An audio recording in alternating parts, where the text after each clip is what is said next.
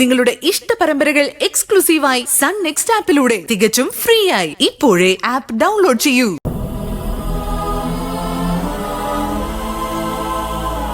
പുല്ലാറ്റിൻകരയില് വയൽവരമ്പിലും ആൾത്തറയിലും ഒക്കെ ഇരുന്ന് സംസാരിക്കുമ്പോ അച്ചമ്മയുടെ ഉള്ളിൽ ഒരു ഊർജം ഉണ്ടായിരുന്നു. നീ കളക്ടറായിട്ട് വേണം ഒരു നാട് മുഴുവൻ നന്നാക്കിയെടുക്കാനെന്ന്. പാവങ്ങളുടെ മേൽ കുതിര കയറുന്ന ഒരുത്തനെയും വെറുതെ വിടരുതെന്നും നിയമം എന്താണെന്ന് അത് ലംഘിക്കുന്നവന്മാരെ പഠിപ്പിച്ചു കൊടുക്കണമെന്നും അച്ചമ്മയല്ലേ എന്നെ പറഞ്ഞു പഠിപ്പിച്ചത്. ആ അച്ചമ്മയ്ക്ക് ഇപ്പൊ എന്താ പറ്റി?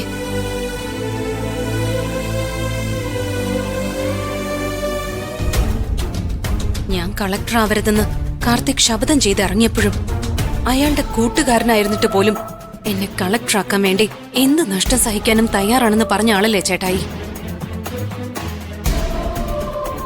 സുന്ദരി കളക്ടറായ അതൊരു നാടിന്റെ പുണ്യമായിരിക്കും എന്ന് പറഞ്ഞത് മറന്നുപോയോ ചേട്ടായി? സ്വന്തം കാര്യം നോക്കി, സ്വന്തം കുടുംബം നോക്കി, സ്വന്തം സുരക്ഷിതത്വം നോക്കി മാത്രം ജോലി ചെയ്യാനാണോ നിങ്ങൾ എല്ലാവരും കളക്ടർ ആവാൻ വേണ്ടി എന്റെ ഒപ്പം നിന്നത്? ഇങ്ങനെയൊക്കെ ചോദിച്ചാ പറയാൻ മറുപടി ഇല്ല ഞങ്ങൾക്ക്.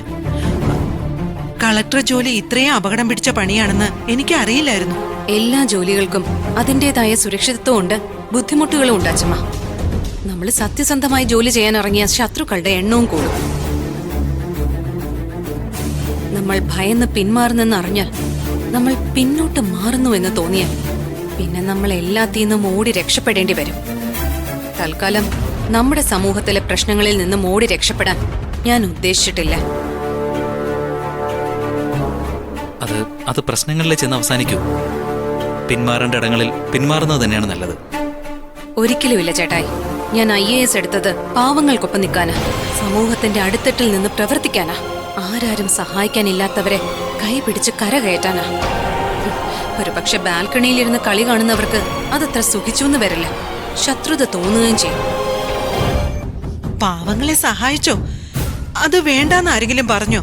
പക്ഷേ കണ്ണടയ്ക്കേണ്ട സ്ഥലത്തൊക്കെ കണ്ണടച്ചു കൊടുക്കണം. എന്നാലേ നമുക്കും ജീവിച്ചു പോകാൻ പറ്റൂ. അച്ഛമ്മ പേടിക്കുന്നത്ര പ്രശ്നങ്ങളൊന്നും ഇവിടെ ഇല്ല. ഒരാളും എന്നെ ഒന്നും ചെയ്യാനും പോകുന്നില്ല.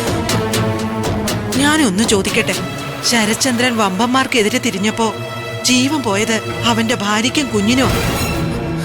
ഇവിടെ അവന്മാര് ഉന്നം വയ്ക്കുന്നത് മഴുമോളെയായിരിക്കും. ഒന്നും പറയാൻ പറ്റില്ല പെങ്ങളെ. ജയിക്കാൻ വേണ്ടി എന്ത് ചെയ്യാൻ തയ്യാറായി നിൽക്കുന്നവരവര്. നമ്മൾ സൂക്ഷിച്ചല്ലേ പറ്റൂ. മഴമോളുടെ കാര്യത്തിൽ നിങ്ങൾ പറഞ്ഞതിന് പൂർണ്ണമായും ഞാൻ തള്ളിക്കളയുന്നില്ല. അതുകൊണ്ട് സ്കൂളിൽ പോലും അവള് കളക്ടർ സുന്ദരിയുടെ മകളാണെന്ന് അറിയരുതെന്ന് ഞാൻ പറഞ്ഞത്.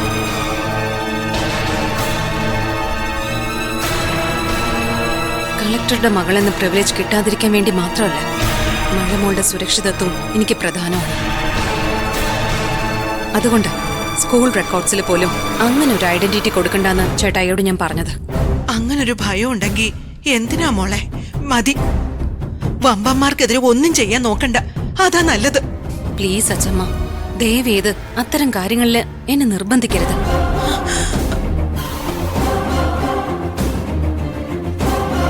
ഇത് ധിക്കാരം കാണിക്കുന്നതല്ല, മനസ്സിൽ ഉറച്ചുപോയ ചില തീരുമാനങ്ങളുണ്ട്.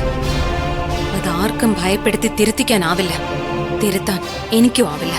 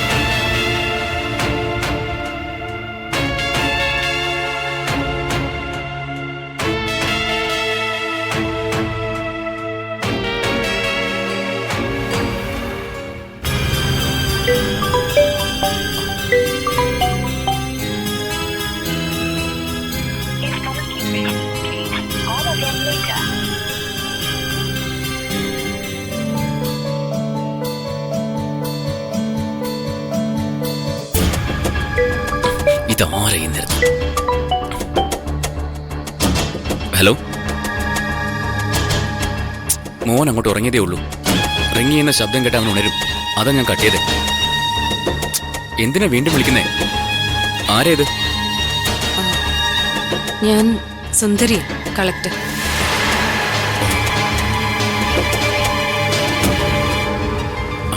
അവനെയൊന്ന് ഉറക്കാൻ വലിയ പാടാ. അതാ ഞാൻ. എന്താ സുന്ദരി ഈ നേരത്ത്? ആ, എനിക്ക് ശരത്തിനെ ഒന്ന് കാണണം. നാളെ എപ്പോഴാ സമയമുള്ളത്? കാണുന്നതിൽ വിരോധമൊന്നുമില്ലല്ലോ? കാണുന്നതിൽ എനിക്ക് വിരോധമൊന്നുമില്ല. പിന്നെ സമയം സർവീസിൽ തിരിച്ചു കയറാനുള്ള കാര്യങ്ങളോട്ട് ഓടുന്ന ഒഴിച്ചാൽ ഫുൾ ടൈം ഫ്രീയാ. സമയവും സ്ഥലമൊക്കെ സുന്ദരി തീരുമാനിച്ച് അറിയിച്ചാൽ മതി. ഞാൻ വന്നോളാം. ശരി, ഞാൻ വിളിക്കാം. എന്തായാലും നാളെ തന്നെ കാണണം. ഓക്കെ? ഓക്കെ, കാണാം.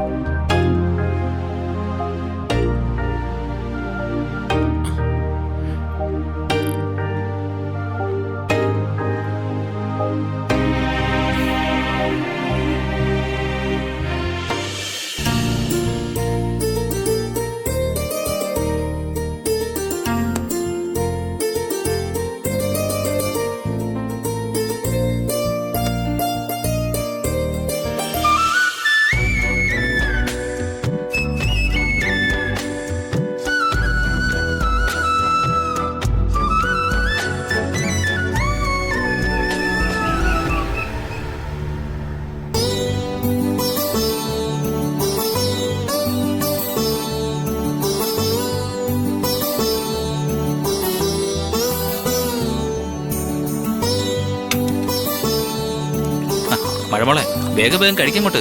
സ്കൂളിൽ പോണ്ടേ? അതിന് അങ്കിളല്ലല്ലോ എന്നെ സ്കൂളിൽ കൊണ്ടാക്കുന്നേ. അങ്കിളിൽ നിന്ന് സമയമില്ല. ബാക്കി പണിയും കൂടെ തീർത്തിട്ട് കടയുടെ ഉദ്ഘാടനം നടത്തണേ നമുക്ക്. എന്തിനാ ചേട്ടായി അതിങ്ങനെ വലിച്ചു നീട്ടുന്നത്? പെട്ടെന്ന് ഡേറ്റ് തീരുമാനിക്കേ. അത്യാവശ്യം ഷെൽഫിന്റെ ഒക്കെ പണി കൂടി ബാക്കിയുണ്ട്. അത് കഴിഞ്ഞാൽ എല്ലാം പെട്ടെന്നായിരിക്കും. ഒരു ഡേറ്റ് തീരുമാനിച്ച് ഞാൻ അങ്ങ് പറയും. സുന്ദരി വന്ന് ഉദ്ഘാടനം ചെയ്യാൻ.